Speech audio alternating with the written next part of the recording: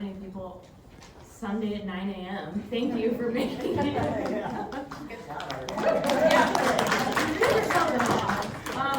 We'd like this panel to be like a little bit fun, not just us talking at you. We're going to do some role play, lots of Q&A. There's going to be prizes for participation. It's going to be super fun. So we'll just go ahead and get going. Do what? Oh, yes. The first question I have is, who in this room is in a union right now? Yeah. Very cool. Anyone's ever been in a union before? Been in one. What about family that have labor ties? Cool. So you all are pretty informed and up to speed.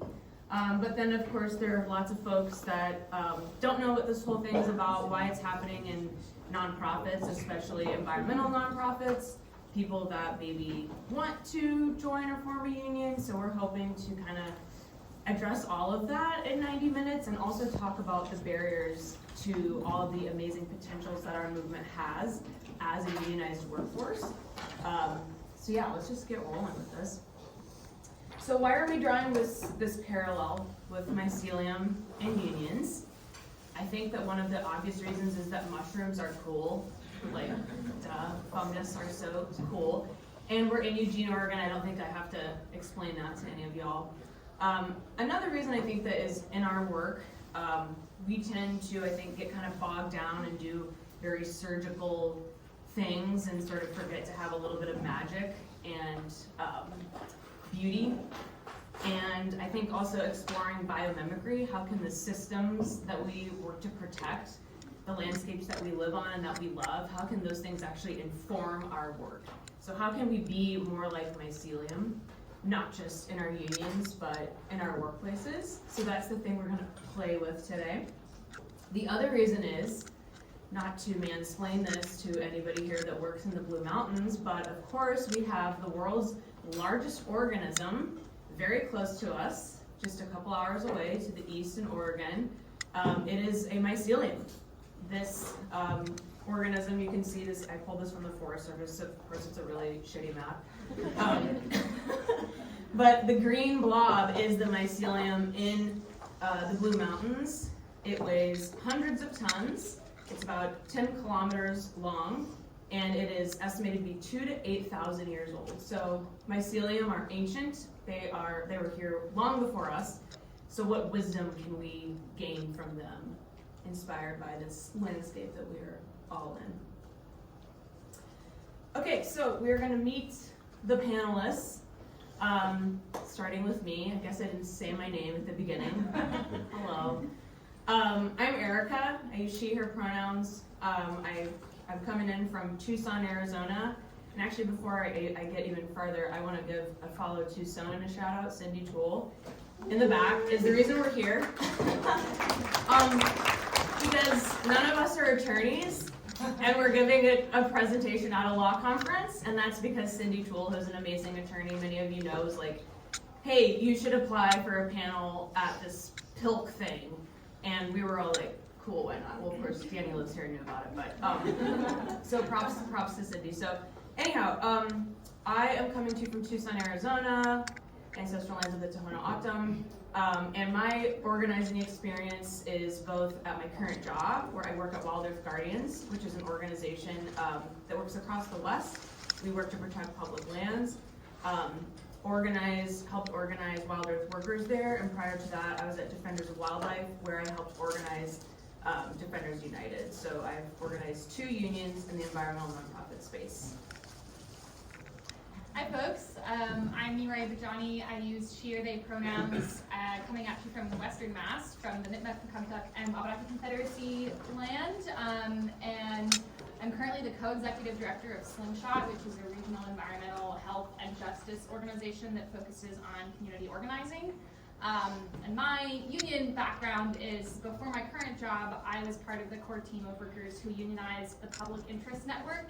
If folks are familiar with the PIRGs, like OSPIRG here in Oregon, or Environment Oregon, and its similar state chapters in other states, those organizations are all part of the Public Interest Network. And so we nationally unionized 2 years ago.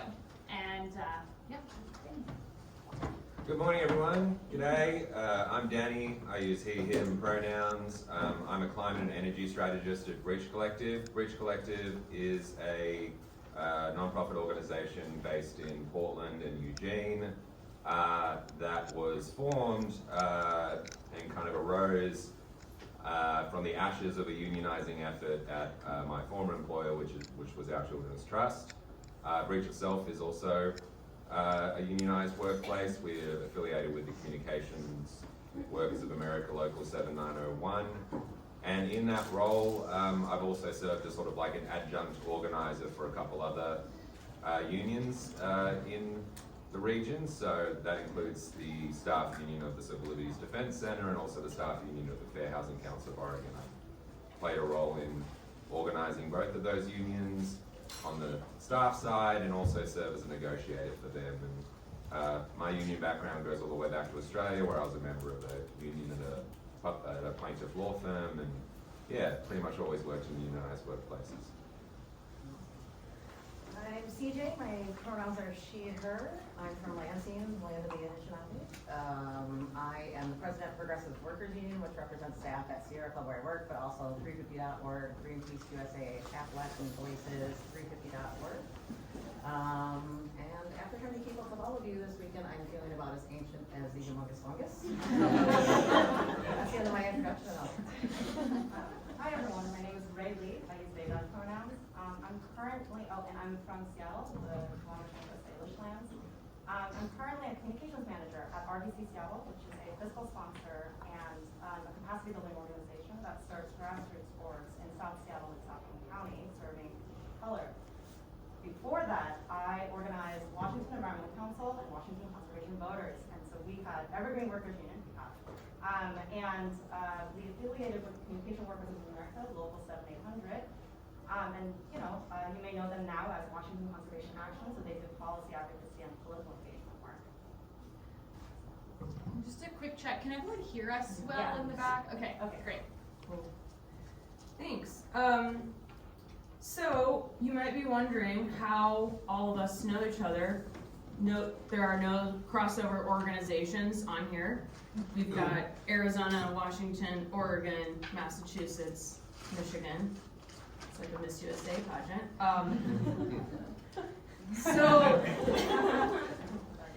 So we all know each other because we're all union organizers and we're all environmental organizers. Turns out they're kind of handy skills that complement each other.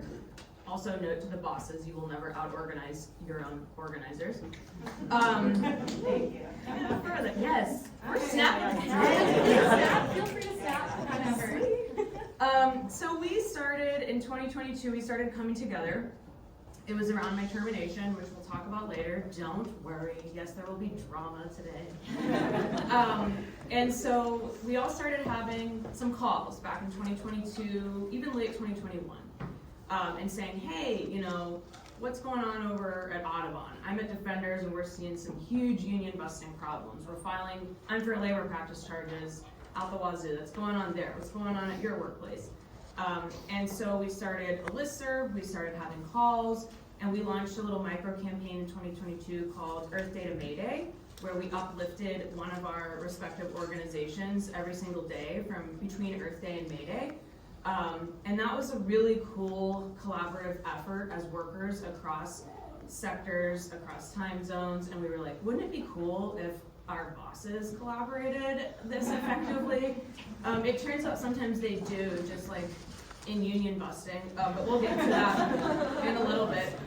So that's the very first initiative that, the five of us and then many more people worked on together as a unionized, green workforce across the country was the Earth Day to May Day campaign. And then I'm going to turn it over to Mireille to talk about what we call ourselves now. Yeah, so we through all of our organizing at our respective organizations, we learned a lot, and we also saw that many more organizations were trying to unionize, and unions were at capacity in terms of taking on new campaigns to keep up with this wave across the movement. So we thought it'd be great if we could support those workers who are in the beginning stages and offer the wisdom that we've gained, whatever amount there is, over the last few years, and That's where Green Union Hall emerged. So it's a little bit more structured and formalized than the short-term campaign of Earth Day to May Day, through workshops and office hours and happy hours and other events. We are bringing workers together from all different nonprofits for them to learn from each other, to troubleshoot with us, and to build solidarity in the movement. And so we're basically taking the quintessential heart of worker power, this union hall concept, into the post-COVID era. It's online, it's national, and it's building a lot of power. Yes, and we probably have made contact with a worker wherever you work.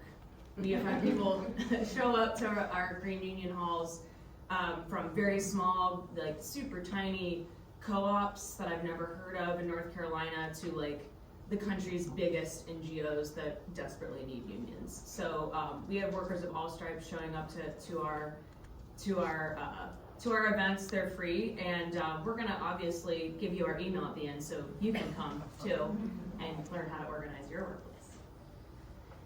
Okay, we have to talk about this now. Union busting.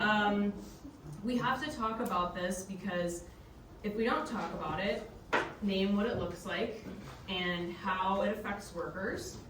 First of all, you won't be able to identify it as clearly in your workplace because sometimes it's pretty sneaky. And the other reason is because if we don't work through this obstacle, we're never going to come out on the other side and really use all of our time and resources to build power in novel ways, as Mycelial would.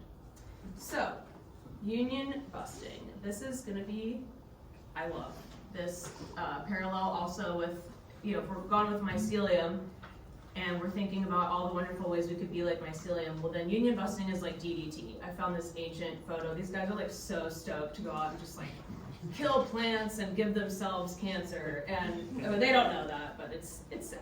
So we have on the left-hand side kind of the classic 3 Ds of union busting you learn when you are organizing, so you can watch out for it: deny, delay, divide. And then on the right, I feel like this is a little bit more dialed in to not just nonprofits, but nonprofits and conservation. Union busting demoralizes our movement, it makes dumb financial sense, and it dulls our possibilities. All right, here is a time when you can get a prize. All right, well, at the top we have some nonprofits. Maybe some of you work for those nonprofits or have, maybe some of you donate to them. And then at the bottom we have some corporations. What do these nonprofits and corporations have in common?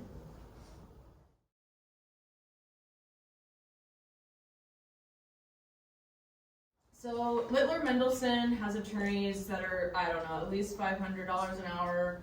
I think, there's a lot of stuff about this that's quite sad, because why are the NGOs, the good guys, why are they using donor dollars to do this? Why are they deploying the same tactics that these corporations are on their workers? Don't worry, it's not a rhetorical question. We'll get through that together. But I think it's pretty jarring when you're like, wait a minute, what? I thought my donor dollars were going to protect wildlife, and it turns out that they're going to this expensive attorney. Not only that, I think it's important to know that Littler Mendelsohn also lobbies heavily for anti-labor laws in this country.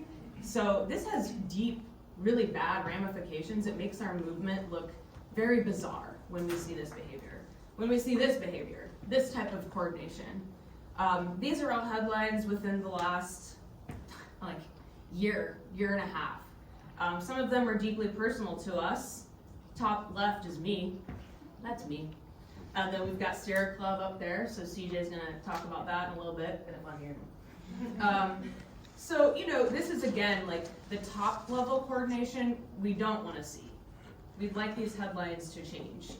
Believe it or not, workers that have unionized want to work with management toward a fair contract. We don't want to see our names in the headlines this way. So,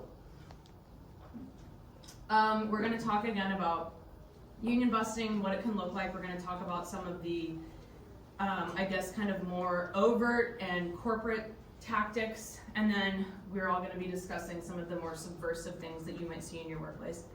We're going to start with me.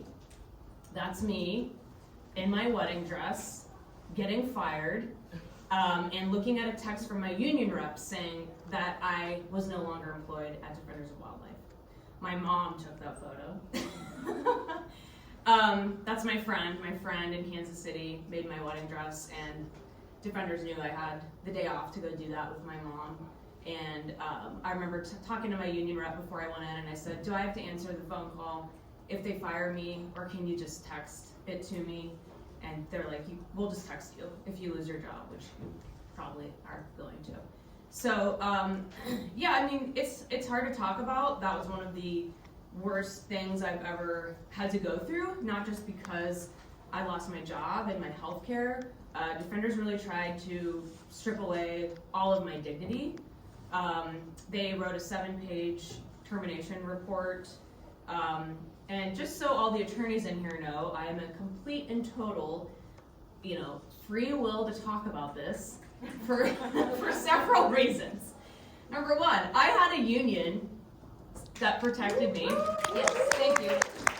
So instead of getting cornered like many workers who have been retaliated against in our movement for speaking out against workplace conditions or whatever it might be, I was able to have a labor board settlement. So the NLRB, the National Labor Relations Board, took on my case, was about to prosecute my case. I had to fly to DC, go through horrible things. I was surveilled. Defenders spent, hundreds of thousands of dollars fighting me. I did win my case. The labor board, issued a complaint to Defenders. The whole thing was very ugly and very public, and I think a lot of people already know about it. I'm not telling people necessarily new information. And then I just had other consequences from that, not just like the mental trauma. I'm confident I was probably blacklisted at some organizations because I was speaking out about what was happening to me. I feel very fortunate that Wild Earth Guardians gave me a job and also is allowing me to show up today and doesn't force me to choose between being a labor organizer and environmental organizer. Yeah, thank you for that. But yeah, I mean, this was like the most blatant form. They changed the locks on my office door without telling me, and I had to have a security guard escort to go get my things. Cindy worked next to me and saw that whole thing go down, so that was fun. So yeah, there's a lot. I'm probably gonna write a book, but just real quick point on the union thing. So not only did I not have to pay to have representation to get justice, I was able to have all my rights to speak about this, which are protected under Section 7 of the National Labor Relations Act. And then we were able to point to something, my Section 8 rights of the NLRA. I actually think this is CL8 credited. My Section 8 rights of the NLRA are what was violated, according to the NLRB. So again, this isn't my opinion versus Defenders. That's the National Labor Relations Board is the one that said I was illegally fired for my organizing activities to form Defenders United. That is what the Labor Board said. And to argue that, if Defenders still contends, as they generally do, that I was not illegally fired is like saying to the EPA that like, no, actually that wasn't. You guys get the analogy. I don't explain it. Before we move on to talk to other ones, I love this graph on the left. We show this a lot in our Green Union Hall presentations. You don't have to hate your job to want a union. I think folks know this, but maybe not, that it is an enormous amount of work to organize a union, and I organize at Defenders because I love my job. I knew my options were to either quit, complain, or make it better. I wanted to make it better. I did make it better through forming a union. It's still going. They're still facing a lot of struggles at Defenders, but I care deeply about the people that work there. We're still all friends. And I did that, we formed that union completely out of a labor of love and care for the work and care for the workers. So I just want to really stress that. It was not because I hated Defenders or because I hated my job. Otherwise I would have gotten a new job. So we'll talk about different other forms of union busting and what it can look like in the nonprofit space. So when we were planning this, we were like, this is the pet peeve section, and they are, but it really hits here viscerally when I talk about some of this stuff, because it can feel very personal. So my first pet peeve is co-opting and weaponizing movement language. So you may already know this, but language is used as a tool for dominance, right, and to uphold hierarchies, right? And there's a pattern that's emerging where groups with positional power are weaponizing the language of the oppressed and marginalized, and we've especially seen this in the political realm, right, with the radical Black liberation movement. But we also see this in the nonprofit industrial complex, and they co-opt movement language without having that practice, and sometimes actually at odds with the idea and the concept at the heart of that language. And why do they do this? In order to borrow cultural power and moral authority. So, and why does this happen in nonprofits? So, unlike corporations, nonprofits like org identities sort of based around, like, you know, people who are progressive, people who are well-intentioned, they want to do good in the world, they gather here. So when they do explicit tactics, the corporations use that, they can't keep telling that story. So it has to be subtle, and their actions have to be justified. So, so in a case like Erica's, like they might do passive aggressive things, like locking her out of her office, right? So they have to protect that narrative, but not just externally, internally, within the organization, and actually sometimes to themselves. So so we've actually seen this pattern emerge across multiple organizations. It wasn't just at my workplace, where the language of racial equity and justice and identity politics was weaponized to shut down and invalidate the experiences of workers of marginalized identities and others. And this felt particularly harmful because I was hearing this in like really personal spaces like our BIPOC caucus, right? And you know, hearing things like, oh, you left me on my back, you harmed me as a blank. So, but you know, harm is actually not hurt. Like you have to actually do a structural and systemic power analysis. You do harm down that axis, right? And when people with positional power, the people with the power to fire you, say this, that's just bullying. And sometimes this is unintentional because they just haven't unpacked a lot of internalized bullshit, but sometimes it's strategic. In the corporate world, we've actually seen DI language tools and structures like affinity groups, like used in a very similar way to defer concerns, to divide workers, and to surveil them. And so we've seen this happen at like Starbucks and Amazon as well. Yeah, and maybe just a couple examples that I think maybe illustrate the point if folks are looking to do some further reading. So there was an article that came out in the New Republic last month about the Sierra Club contract negotiations, where spokespeople for Sierra Club management accused the all BIPOC leadership of progressive, pretty damn close, of the Progressive Workers Union of engaging in anti-blackness towards Sierra Club leadership, which is interesting. And then a favorite of mine from a few years ago was a story about REI, the sports retailers. They put out a podcast that was sort of anti-union, union sort of defense type rhetoric, just, you know, start to finish. But it opened with a land acknowledgement. The title was REI wants you to know that it's union busting on Indigenous land or something.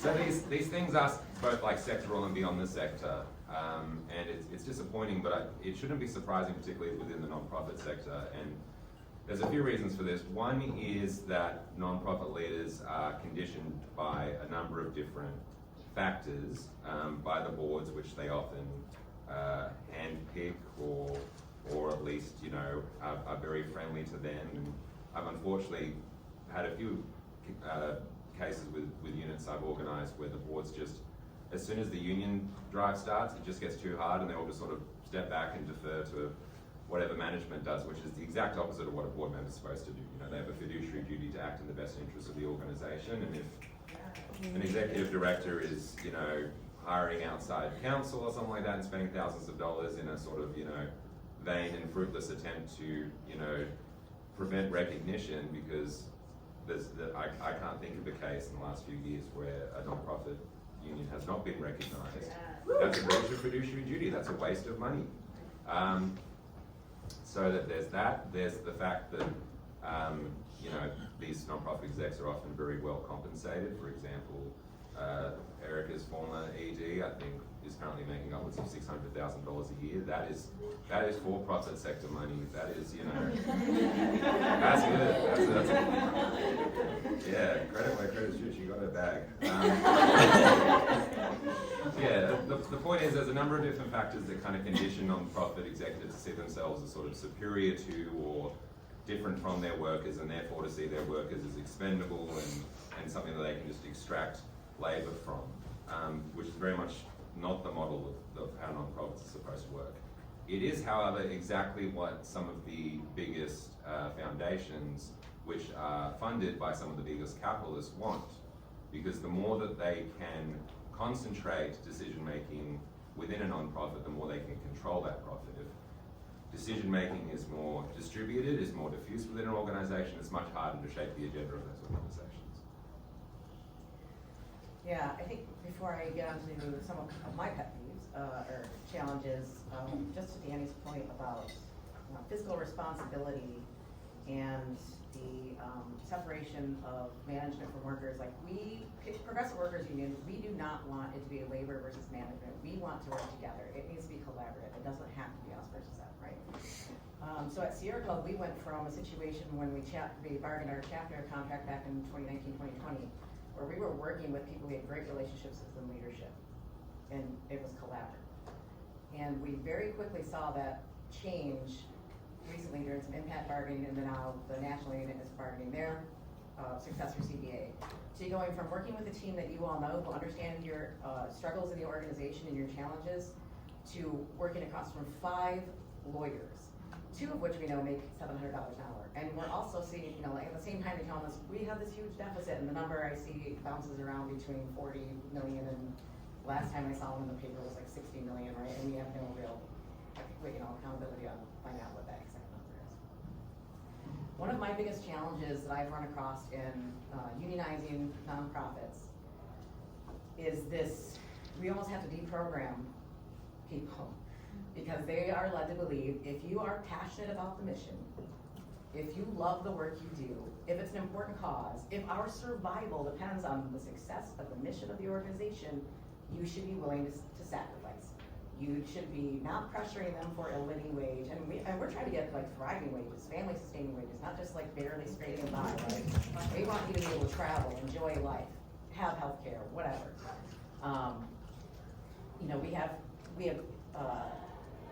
They don't think you should have, there's really nothing we can do about good health care for you, it's just too expensive, right? There are all these ways that they exploit passion in this industry to get away with not paying you more, right?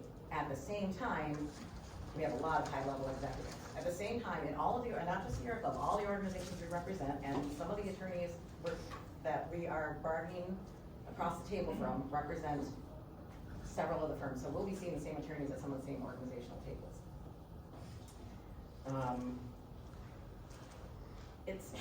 I'm getting really a little heated. We're just gonna calm down for a minute. But it's not okay for them to exploit you this way. Okay? We need to be doing better by everyone in this movement, and the only way we succeed is if our workers and our workforce is sustainable.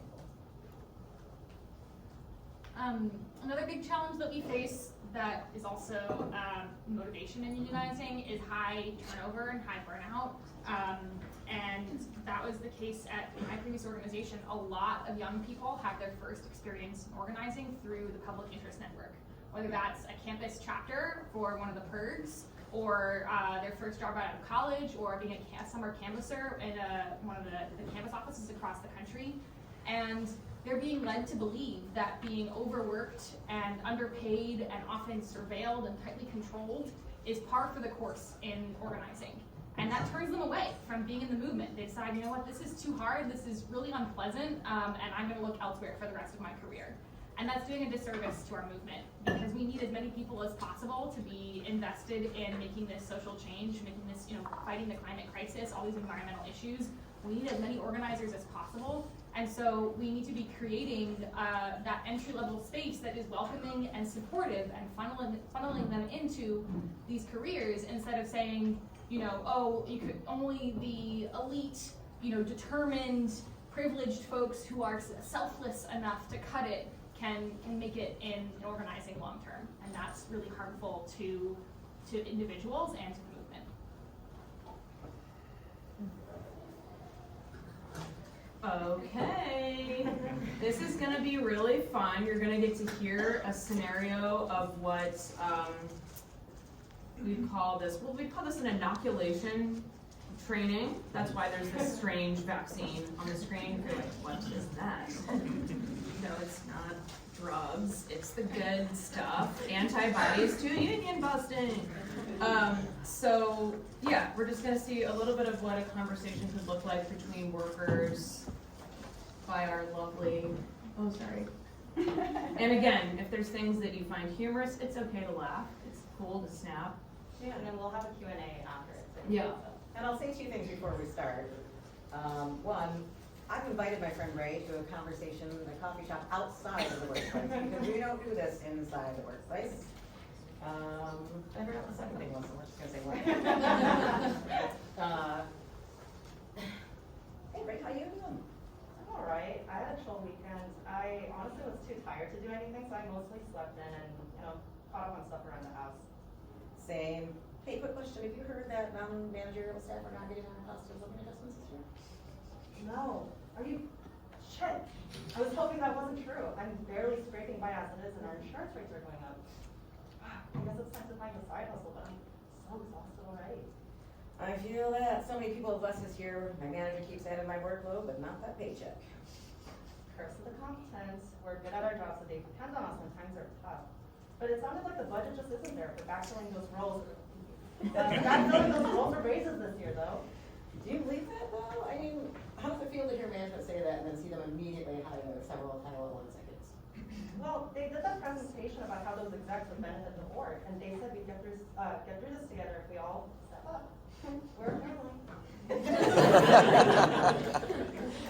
mean, I do have some neat family members. Doesn't our work drive the org? We benefit the org anyway. I've been here 15 years. Management keeps saying this, but it never changes.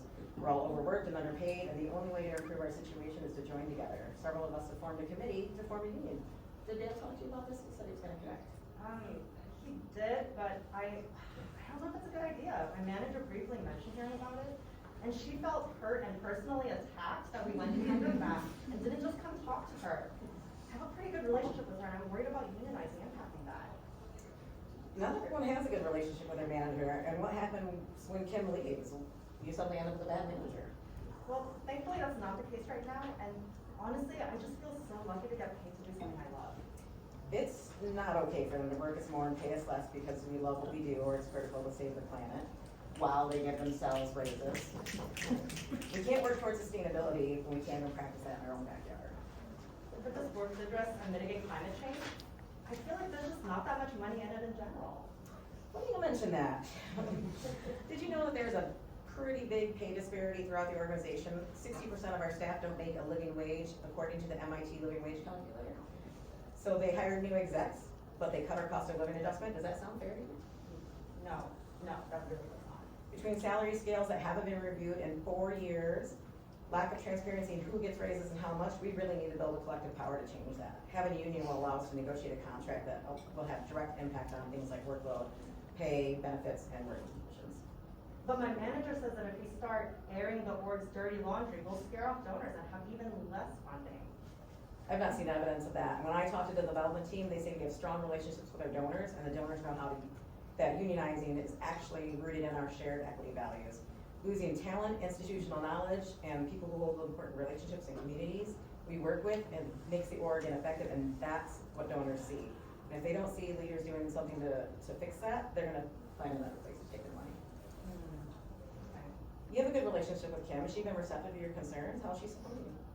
Kim said that there's nothing she can do right now, but management is hearing us and is working on it.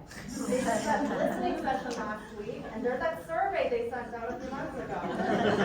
And she said she's working on getting a promotion with a raise, and I don't want this organizing effort to jeopardize that.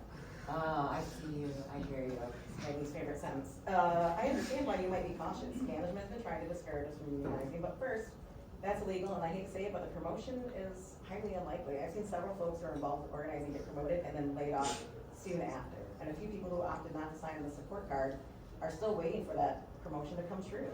They've had opportunities to recognize their contributions. I've been here 15 years, you've been here 5. Have they rewarded our excellence in the organization with promotions or even professional development? I see what you're saying, but my manager reminded me that there are issues in every workplace and that things are better here than at most other organizations. They have having a say in our work conditions is a privilege and not a basic work right. And it doesn't make it better, what she just said. It means that all nonprofits should be raising the standards. Anyway, yes. Anyway, you mentioned things are financially tight right now, but how is everything else impacting your personal life and mental health? Honestly, I'm super burnt out. I don't even actually have the energy to try and find a new job. Besides, there are some good benefits here that I know some of my colleagues at other nonprofits don't have. You don't have to just unionize because the workplace isn't healthy. Having a union means you can secure the good benefits. When COVID hit, remember how they downgraded our health insurance citing financial issues? That's the kind of thing we can make sure is always guaranteed when we negotiate. Huh, I guess that does make sense. And we're not just rocking the boat, we're forming a union to help the org be stronger and more sustainable in the workforce so we can focus on the mission. It provides management with a process for working with us to implement solutions to get us there. If we don't stand together now, things will never change. Will you join us in fighting for what we deserve? You won't be alone. Our activities are protected by the National Labor Relations Act. I won't lie, it's not going to be easy. And personally, I cannot continue to work this way. And I don't want to give up all the work that we've accomplished in the movement and the fight for environmental justice and climate justice. I'm a little nervous, but I really want to stay in this organization and continue to do the work I love. You're right, I really can't keep going like this either. I'm in. What do you need me to do? Awesome. Connect with Dale, he'll get you up to speed on the campaign, get you a union support card to sign, and then we'll succeed when we act together. Hey guys, management's throwing us a pizza party. Do not fall for that bait and switch. Do not. Pizza's live. Pizza unionize anyway. The thing I was going to say was all of these are actual situations that are my union members have We're faced. literally saying the things that we all heard.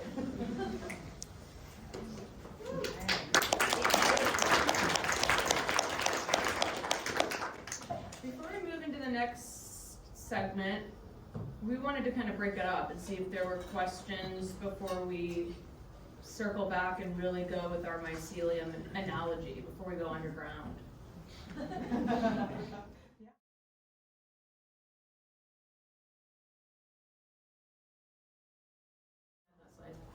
All right, here's another prize. What have unions done for you? Just generally.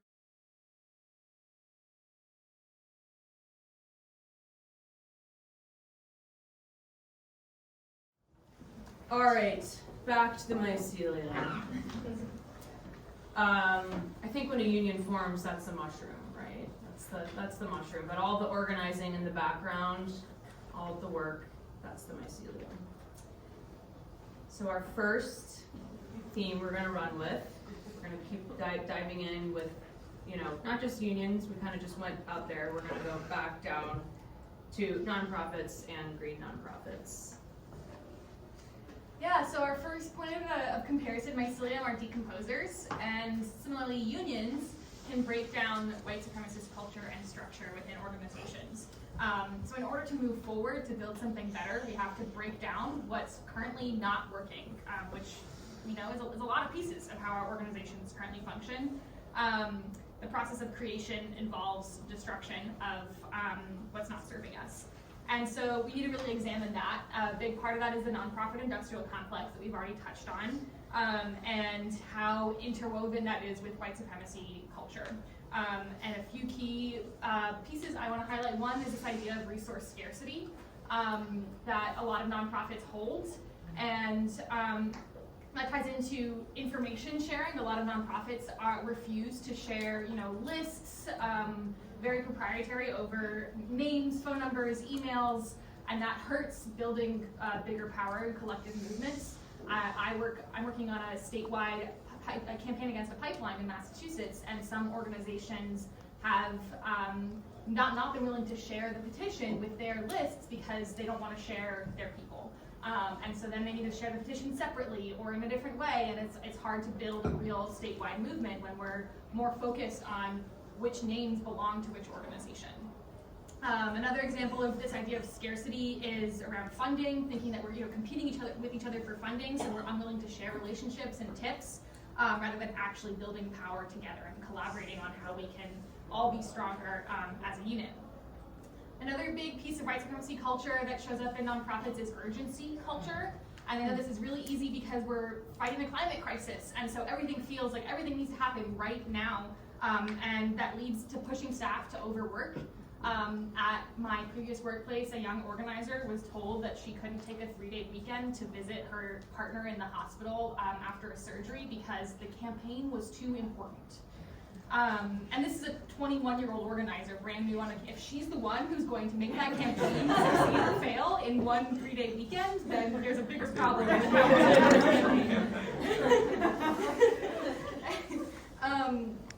And this isn't how we defeat corporate power, which is almost always what we're fighting against in our campaigns, in our advocacy, and our organizing. As Adrienne Marie Brown lays out in Emergent Strategy, how we create change is starting within at the smallest level. So how can we shift the balance of power in our society if we're behaving more and more like corporations ourselves within our nonprofits? Yeah, and so PWU represents a lot of grassroots organizations. I work at Sierra Club, so I use that as an example. I'm not picking on them, but they started it. So Sierra Club is a grassroots organization, right? And we're supposed to be about coming in and helping support the communities and learning from them about what they need. And over, I would say, the last, I've been there like 12 years, so I've seen it go from a very grassroots organizing effort and the way we approach the work to a very top-down. Instead of the chapter leaders and the volunteers telling us what's important in their communities and what we need to work on and how we can support them, we're telling them what they want to do because it's based on what a funder wants for a particular campaign or their money, right? The results of the funders want. So that's what we're gearing it to. And so it's really the same as like, okay, we're gonna make space at the table for you. We're gonna tell you what to order though. That's not okay. And what CJ is describing is indicative of a sectoral trend we're seeing at the moment where in philanthropy, where more and more funding is coming from a smaller number of essentially high dollar donors. All of these people are essentially tech billionaires and other very wealthy capitalists, and they're using this influence, they're using the fact that giving is becoming more top heavy to really shape the agenda of these organizations. And I'll just note here that, in some of the highest profile cases of union busting we've seen, so Defenders of Wildlife being one example, Audubon being another. From what I can tell looking at Form 990s, there's been very little discernible financial impact from the public exposure of that union busting. So we know where these large donors sit on these issues, right? They either don't care or they support the union busting, or they don't care enough to actually divest their funds. And what this means is that these organizations are having less accountability, and they're often restructuring into more of a corporate model. And all of this is actually moving away from how movements have been built historically to make some of the big changes that we've made in society. And if organizations are getting less accountability through their member base or through how they're structured, then unions can, at least within the workplace, can actually be an additional vector of accountability and start to sort of bring some of that accountability back to the grassroots.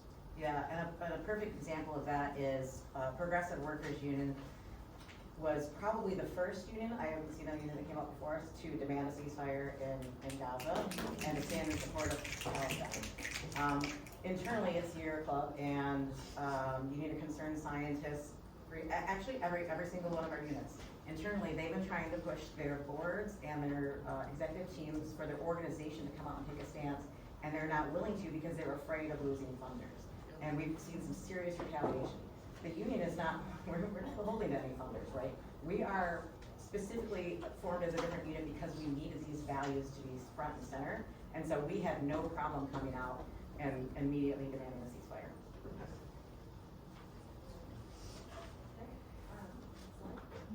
Oh, I will also add real quick. I had conversations with some leaders from the UAW, and they actually thanked us for coming out and saying that because they were kind of like not sure if they wanted to or how they would do it and what the outcome would be for them. And because smaller unions started doing it, and they didn't want this little tiny union that no one knows about to be the leader. They were like, that really helped push the UAW to come out.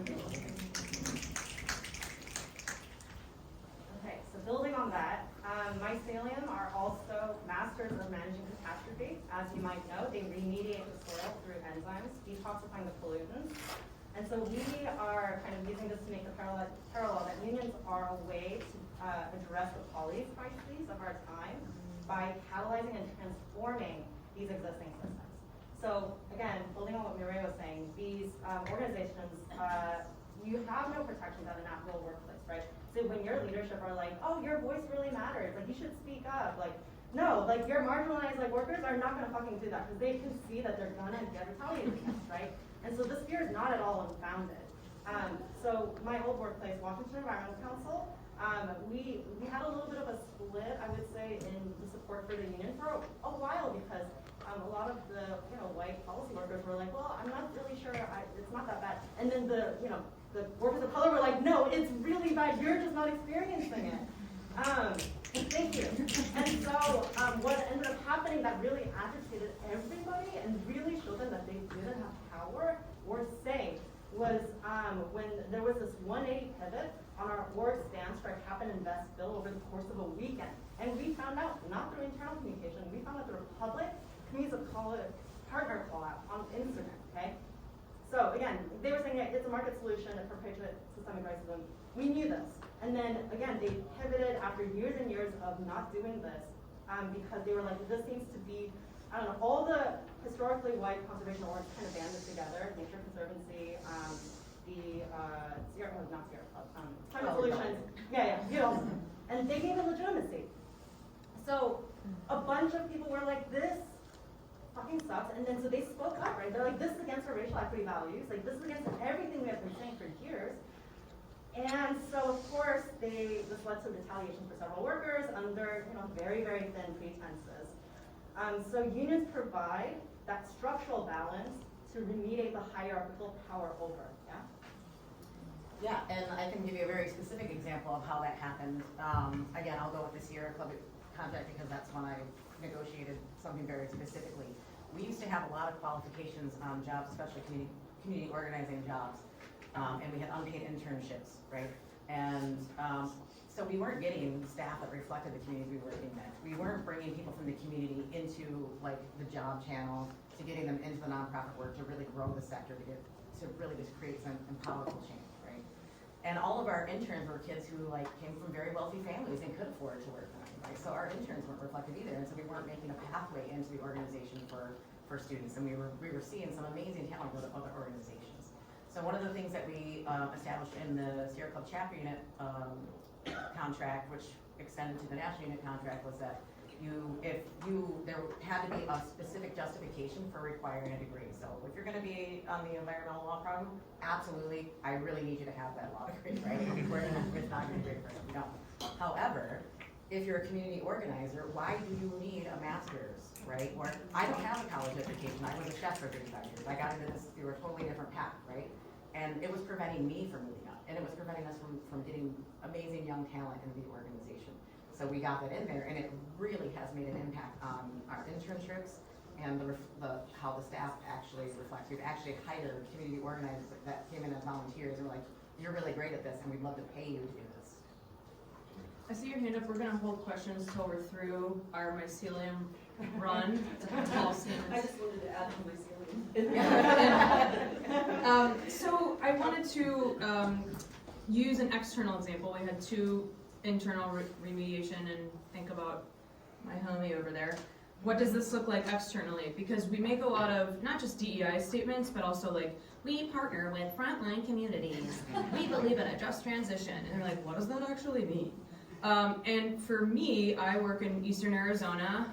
It's very rural, it's very red, kind of scary. And for me, I'm like, I want to build relationships with the workers. And I also think that, I don't know, it's like, there's a lot to unpack there, because at Wild Earth Guardians, we have this example of like, back in the 80s or 90s, someone put a pipe bomb in our mailbox because we had stopped a logging project. And I know that, some people might not like what I'm about to say, but I know we kind of carry some pride with like, we're suing the bastards and doing the thing. But we're also, that was someone's job. Someone put a pipe bomb in our mailbox because they can't feed their family. And that's really sad. And we have to, as much as we have to have some balance there, and we really have to think about how our work impacts people that are poor, that don't have other choices for work. And it feels really different when you're out in those communities, and that's where I work.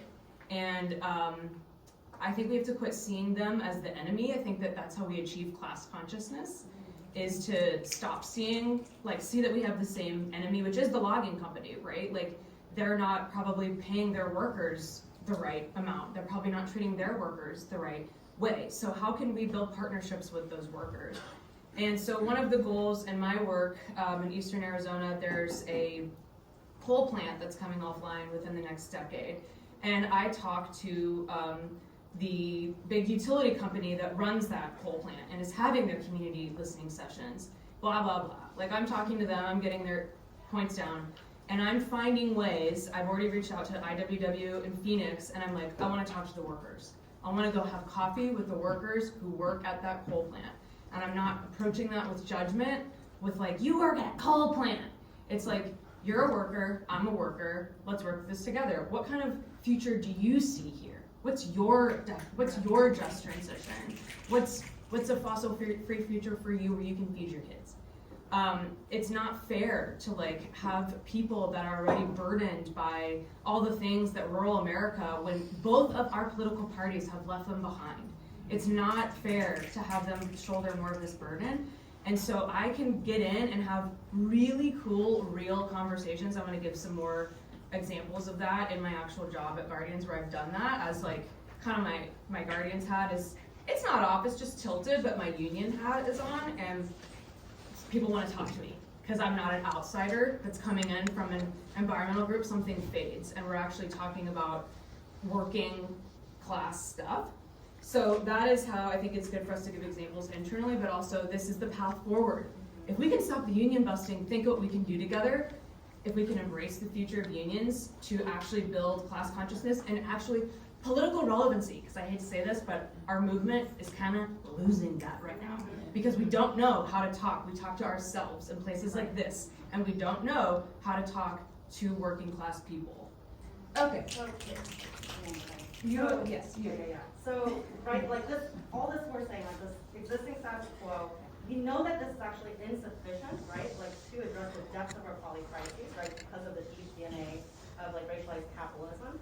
So, you know, I've been hearing stuff like, oh, like at my old workplace, we can't support this like solidarity issue because it's going to lose us our political capital. And I'm like, how is this not the time to spend that capital? And so it's like, yeah, moving in ways like this, that loses the trust of like, you know, the community-based organizers, like, and if you move paternalistically, right, like as Eric is saying, like you lose that trust, right, and you can't work together. So if nonprofit leadership sees unions for the opportunity that they are, right, like to build that movement, like we actually can start to practice real emergent strategy, right? And so you start internally, you start to center your most impacted workers, and you prioritize that, and that practice is going to shape how you show up externally, and it also signals, right, that you're going to be a better collaborator within the movement. And so we know, right, like that seeing our environment through the extractive colonial lens will brought us here by exploiting the planet, right? So when you exploit your workers, it's not the same fucking thing. Like, you gotta learn to like undo that mindset and move differently, and that is what's going to filter into all of our systems, yeah. Also building on the idea of emergent strategy and starting internally, Mycelial are decentralized, and unions are a great way to do the same thing in terms of sharing power within an organization and pushing back on hierarchy, which you've already touched on a little bit. But unions can be a really powerful way to increase more democracy in workplaces. You know, instead of an organizer having to get approval from their supervisor, who potentially has to get approval from their supervisor, and just decisions can easily become layered and bureaucratic and far removed from the actual work on the ground. Unions can leverage the voices of the workers and center them more in the workplace, and also have workers see their own power more. I mean, in my union, when we organized our bi-weekly meetings with our organizing team, we operated by consensus. We use a fist to 5 model for our decision-making process. And every meeting we put up a slide on Zoom showing this is what fist to 5 means. And it was like little creepy hand drawings of like, this is fist means this, 1 means this, etc. So that everyone could vote. And no matter who you were, if you had worked with the organization for 5 years or for a week, you were at this union meeting, part of the organizing effort, you had an equal vote in what we decided as we moved forward in terms of who to talk to next about the union, how to center our, how to tweak our messaging, etc. We all were making sure that we were on the same page. And it also meant that we had to learn to compromise with each other, to really hear each other out and understand each other's perspectives. Whether, we worked at a national organization in silos, and within our union space, we were really talking to each other, listening to each other, because we had to make decisions all together. And another part of this was union values. We decided that within our union space, we wanted to create a microcosm of what we wanted our organization to be more broadly, to make sure that we were treating each other the way we wanted our organization to treat us. And we established a set of values that we would touch on at every meeting. We would pick one value to highlight and share examples of how that had shown up for us in our workplace or in our lives in the last week, to really think about what does it mean to live this value. And these were things like anti-oppression, open and proactive communication, healthy and respected boundaries, recognition and appreciation for the work that we were doing, and joy in the work. Making sure that we are uplifting, we love our jobs, and we like the work that we're doing, and where can we find joy in being together and learning from each other. And having a union have decision-making power also can be a buffer against staff directors' whims. As CJ and Ray pointed to in their role play, maybe you have a good staff director now, a good supervisor, but if they leave and someone else comes in, then your experience can drastically change. And so having a union kind of standardize and normalize expectations and practices across the organization creates a buffer to that pendulum. Yeah, and just a quick example of what that could look like is, when you're unionized, you maintain status quo. So management can no longer just send an email out and say, here's a great example was COVID. I remember at Defenders, we really fought with this, where management was like, everyone's back in the office 3 days a week, starting next week. And we're like, but, and the whole point of it is to have a conversation with the workers. And people were like, excuse me, I'm autoimmune. I have a compromised immune system. I have someone at home, and there were just gaps that management couldn't see just because they're human beings, even if it's not out of like maliciousness. And so, there's all kinds of examples of that where this conversation is supposed to take place, where like you can't just make a unilateral change, whether it's COVID, whether it's COLA, whatever it is, so that, there's actually that time to have that conversation with usually the people that are most impacted, who have the lowest salaries, that says, hey, actually, have you thought about this, this, and this? And then that's staff retention right there. So that's a really important thing, how that really can look in your life when we say like, how does that look decentralized? It's not, you are on equal footing with management, with your union through that bargaining process, and that's important. And I wish that managers would be like, oh my gosh, that's wonderful, these people want to do that much work and like show up and make peace with that. Yeah, another very real example is health insurance, which is just such a critical thing to US workers. One of the units I represent at the moment, we've proposed, because the whole organisation from management to the workers has recognised that the current plan does not meet the needs of workers in rural areas because it does not cover them. They can't get in-network coverage where they live. We've proposed in negotiations, because this has been a multi-year issue where management just hasn't taken it seriously. They sent out a survey a few weeks before they're supposed to, get signatures to their broker to actually go onto the plan. That's not enough time to actually have a conversation about changing plans. So what we've proposed is that we create a committee, part management, part union, to start this process early, which is what we did at our own organisation, to figure out what the best health plan, or whether, for the needs of the organisation, an individual reimbursement arrangement makes more sense, but to actually create a required process through the contract, which is at the moment, as other people have mentioned, is just at management's whims as to whether they keep the current inadequate benefit or not. And very, very quickly to your point in the back, The organizers and the units that we represent have had, since we worked together the contract, have been able to have a tremendous say in how we enter and exit communities, the work that's done based on those just relationships. All right, nutrients. All right, this is me. Yeah, so mycelium are, they send nutrients. They're a way of communicating between different trees, different communities.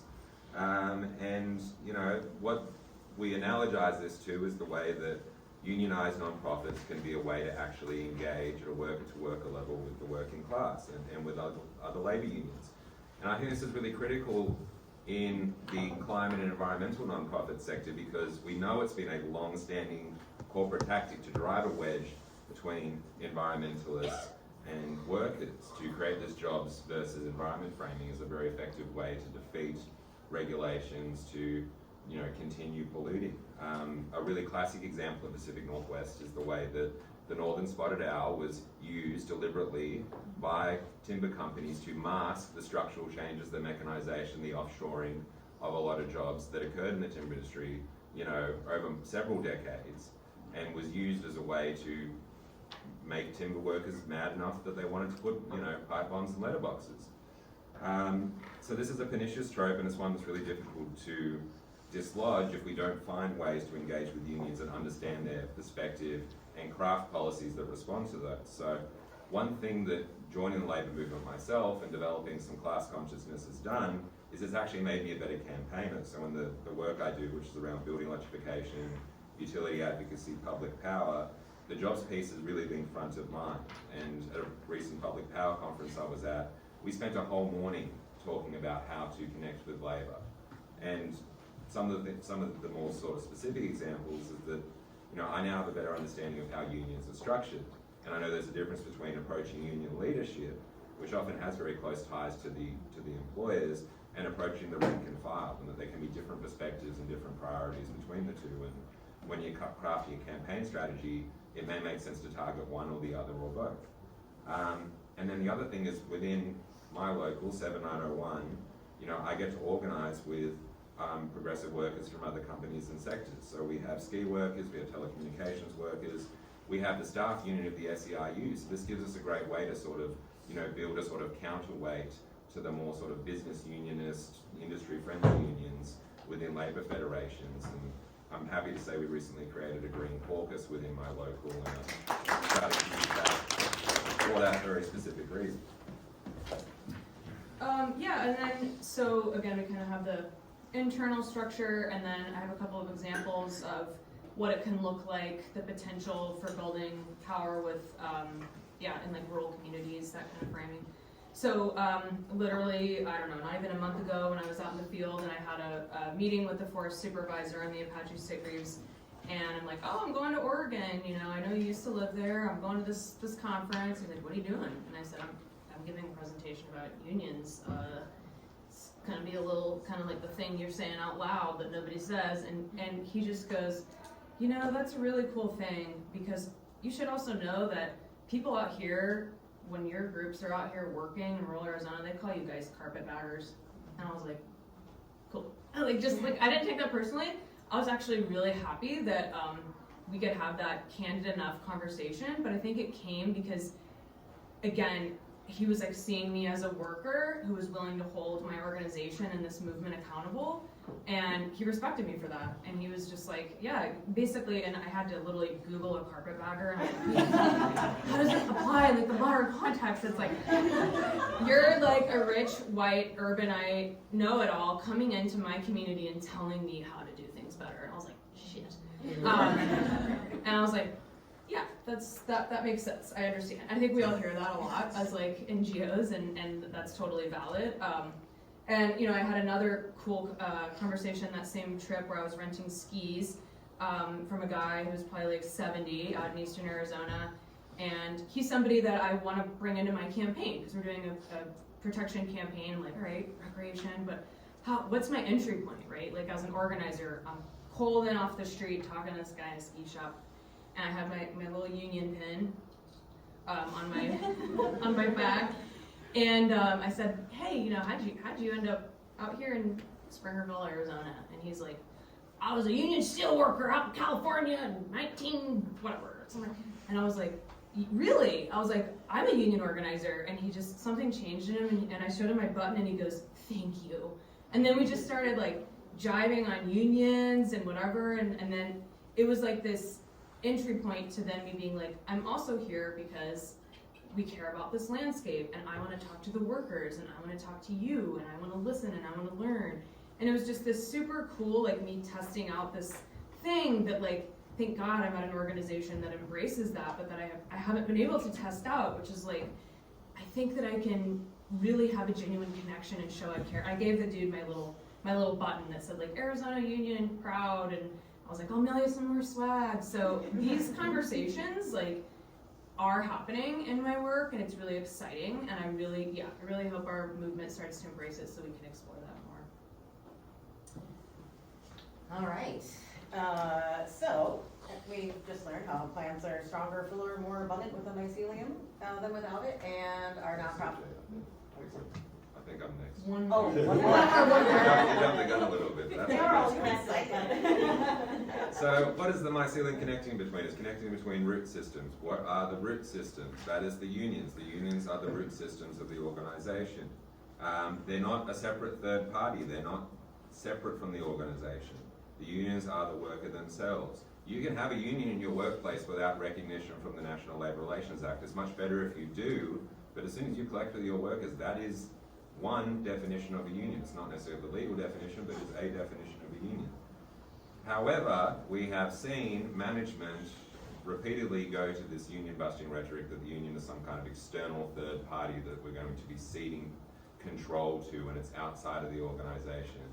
And oh, there's cops in this union. There actually are cops in CWA union. It's been a really important conversation that a lot of units that I know have had about the fact that CWA decided to take on some police unions in some of their locals. I don't like police unions, but I like what my union's done for me, and I have a lot more control over that within the union than outside of it. But we've seen management, repeatedly refer to this. There was a bit of media about the Southeast Alaska Conservation Council talking about how they, had concerns about ceding control to a third party, and the president of the Alaska AFL-CIO responded and said, workers are the union. The communications of workers is, as you put it, quote, large and powerful because it has empowered hundreds of thousands of workers from a litany of occupations to fight for better wages, benefits, and working conditions. I'm going to do a very quick pop quiz. What does the Southeast Alaskan Conservation Council, Tesla, and Amazon have in common? Okay, I will answer it. They all think the National Labor Relations Board does not have jurisdiction over their workplace. So, yeah. Anyway. Give him a prize. Yeah. I got plenty of swag. I'm on I know what to do with it. Yeah, I just want to make it very clear, though, that unions are the workers themselves. In every workplace I've been in that's been unionized, we've received no outside pressure whatsoever from our local, our district, or our national. Our national probably doesn't even know who we are, to push any kind of agenda. It's about workers coming together and protecting themselves, advocating for what they need in the workplace to be good workers. Yeah, I would actually say that that's even a hard point when you unionize, because sometimes people within the union will be like, the union do whatever, and you're like, dude, it's you. Like, we're all Frodo. We are all Frodo now. It's hard, and we have to Frodo together. So, and I just heard a recent example of this from the homies at Defenders of Wildlife that Jamie Clark, the CEO, literally sent a letter to the president of OPEIU and said, from CEO to another CEO, please help me with bargaining. Lol. I'm like, dude, 3 years and like how many ULPs into this do you not understand that you have to talk to your workers? That is the answer. You don't go above and say, that is an appalling level of class consciousness, like CEO to CEO, help me make the workers do the thing. And it's like, the whole point is that your employees desperately want to talk to you. They desperately want to talk to you. By the way, you have no business issuing statements about partnering with and talking to frontline communities if you can't talk to your own workers.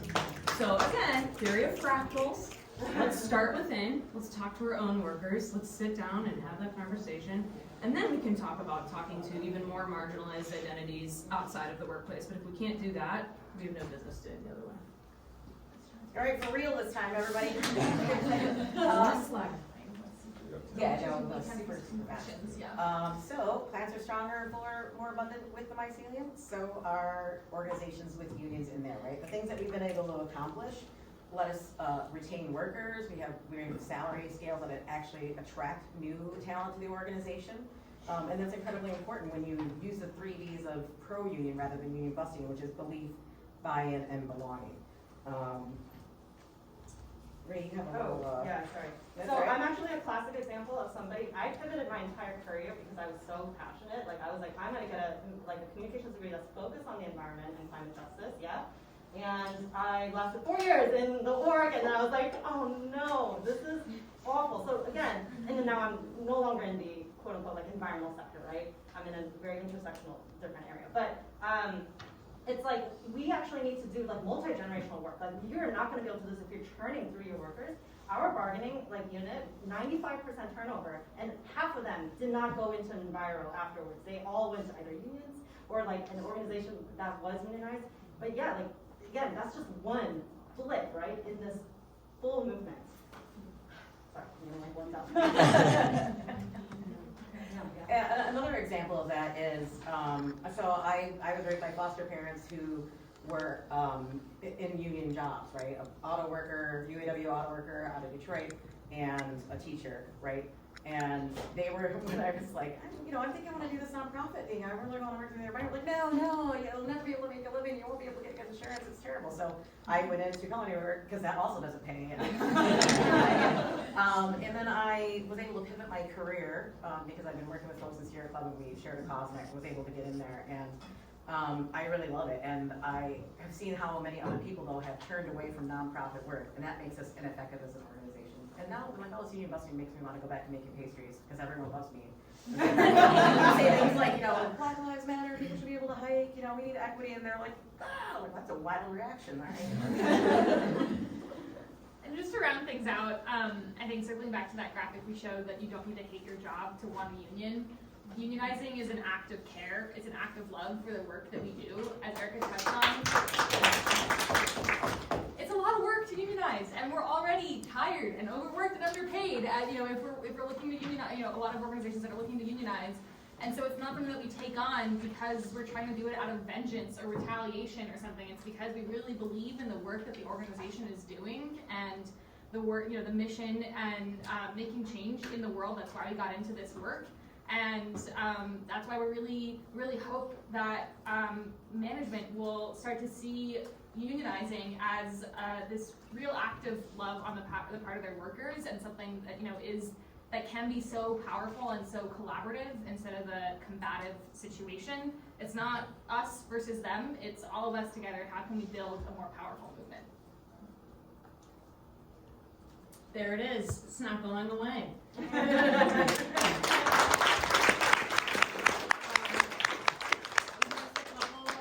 Of different, honestly too, like how much cooler are these than some of like the old school kind of, they're just incredible. The artwork is incredible. So what new logo will emerge after this talk? I can't wait to see. Here's our info. We're having a happy hour workshop next Thursday. week. Yes, Thursday. Oh my god. 5 p.m. Virtually. Pacific, Yeah. p.m. Eastern. Virtual. If you Office have hours. business card, please take it. Yeah. It's got a QR code. Oh, you're gonna have that? Yes. Take pictures. Yeah. We also, our next slide has our Instagram account, which is also on our I'll pass these out while you all ask a few questions. Yes. Yeah. Questions? Sorry, there's not a ton of time for that, but.